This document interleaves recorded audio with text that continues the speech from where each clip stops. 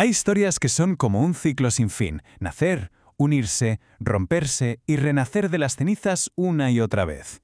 Bueno, pues esa es la historia del movimiento obrero en Chile. Vamos a sumergirnos en 44 años de luchas y resiliencia que no solo buscaron mejorar un sueldo, sino que acabaron moldeando el destino de todo un país.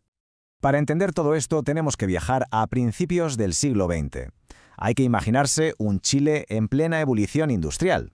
Pero claro, para el trabajador de a pie la palabra progreso sonaba muy diferente. La realidad es que no había nada, ni leyes, ni seguridad, ni un futuro claro.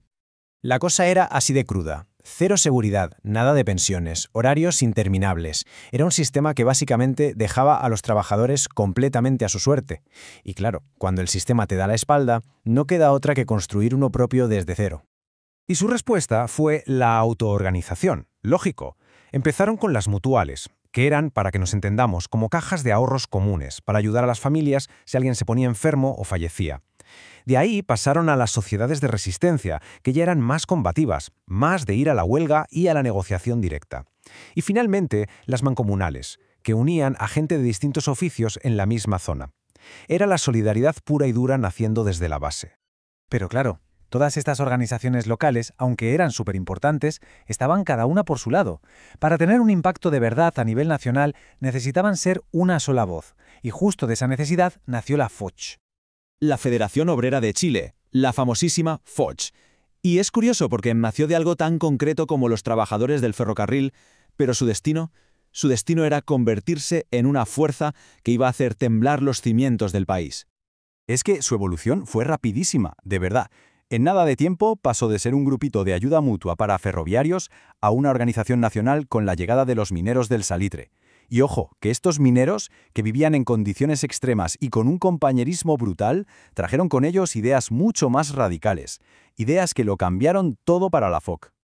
Y ese cambio de mentalidad tiene nombre y apellido: Luis Emilio Recabarren. Su partido, que luego sería el Partido Comunista, le dio a la FOCH un nuevo lenguaje para entender su propia lucha. Ya no se trataba solo de pedir pequeñas mejoras, que va. Ahora se trataba de cuestionar el sistema de raíz. La FOCH empezó a hablar de lucha de clases y se puso al frente de todas las grandes movilizaciones de los años 20. Pero, como suele pasar justo cuando el movimiento parecía más fuerte que nunca, más unido, el tablero de juego cambió por completo. El gobierno movió ficha y lo que hizo, irónicamente, fue romper esa unidad que tantísimo había costado conseguir. ¿Qué pasó? Pues que el Estado sacó las primeras leyes sociales y un código del trabajo. A primera vista parecía una victoria, ¿no? Pero en la práctica, esto puso a los sindicatos ante un dilema, una elección que los iba a dividir por dentro. La encrucijada era tremenda. ¿Qué hacer? ¿Aceptar las nuevas reglas y jugar dentro del sistema, negociando con el Estado? ¿O rechazarlo todo de plano, seguir con el discurso revolucionario, pensando que esas leyes eran una trampa? El movimiento no se puso de acuerdo, no pudo, y se partió en dos. Y de esa grieta salieron tres grandes corrientes, cada una mirando hacia un lado distinto. Por un lado, la FOG, ya claramente alineada con los comunistas. Por otro, la CGT, de rollo anarquista, que no quería saber nada de pactos con el Estado. Y la CNC, más cercana a los socialistas. La unidad se había esfumado, y ahora lo que había era una lucha interna por el control del movimiento. Pero si algo hemos aprendido es que la historia del movimiento obrero chileno es cíclica, y a veces hace falta una buena crisis externa para que todos vuelvan a unirse. Una nueva fase de unidad estaba a punto de empezar. A ver, recordemos el camino recorrido. La FOCH nace en 1909. Las leyes de los años 20 la dividen.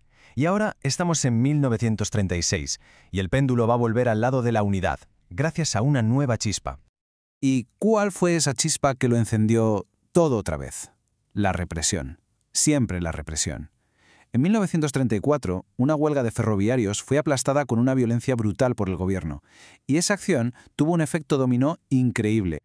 La reacción fue inmediata y contundente. Las facciones que estaban enfrentadas dijeron hasta aquí. Dejaron a un lado sus diferencias y crearon un frente único. Convocaron un gran congreso y de ahí nació la Confederación de Trabajadores de Chile, la CTCH. La unidad, una vez más, se había forjado en el fuego de la adversidad. Y esta vez, la unidad no venía sola, venía con poder político. La CTTH se convirtió en una pieza clave del Frente Popular, la coalición que ganó las elecciones y llevó a Pedro Aguirre Cerda a la presidencia. Por primera vez en la historia, el movimiento obrero tenía un hilo directo con el gobierno. Pero aquí viene la gran ironía de toda esta historia. Su mayor fortaleza, iba a ser también su talón de Aquiles. Esa cercanía al poder, que la hizo crecer y tener una influencia enorme, fue también la semilla de su propia destrucción. Era un aviso de lo que estaba por llegar. Y con esto entramos ya en el acto final. La caída de la CTC, víctima de otra oleada de represión, y el renacimiento del movimiento, una vez más, de sus propias cenizas. A finales de los 40, el ambiente político dio un vuelco. El gobierno de González Videla sacó la Ley de Defensa de la Democracia. Pero vamos, todo el mundo la conocía como la Ley Maldita. Y el apodo lo dice todo, ¿no? Su objetivo era clarísimo, ir a por el Partido Comunista, y de paso, a por su brazo sindical, la CTTH. El golpe fue absolutamente devastador. La CTT, que había sido la gran voz unificada de los trabajadores, fue descabezada, debilitada, dejando un vacío de poder gigantesco en el mundo sindical. Y entonces, con el liderazgo obrero tradicional fuera de juego, ¿quién recoge el testigo? Pues un grupo que nadie se esperaba, los empleados públicos, el personal de cuello blanco. Quizá por estar menos asociados a la militancia radical de siempre, encontraron el hueco para organizarse y se convirtieron, de repente, en los nuevos arquitectos del sindicalismo. Y así, en 1953, con un nuevo liderazgo encabezado por Clotario Blest, nace la Central Única de Trabajadores, la CUT. Se cierra un ciclo de 44 años y empieza otro. Una nueva unidad, sí, pero construida sobre las lecciones aprendidas de décadas de luchas, divisiones y reconstrucciones. La creación de la CUT sin duda abrió una nueva era. Pero si algo hemos visto es que la historia de este movimiento es un péndulo que no para de oscilar entre la unidad y la represión. Así que la pregunta final es inevitable, ¿no? ¿Cuánto tiempo duraría la calma? ¿Sería esta la unidad definitiva o solo el preludio de la siguiente fractura? Una pregunta que, la verdad, sigue resonando en la historia de Chile.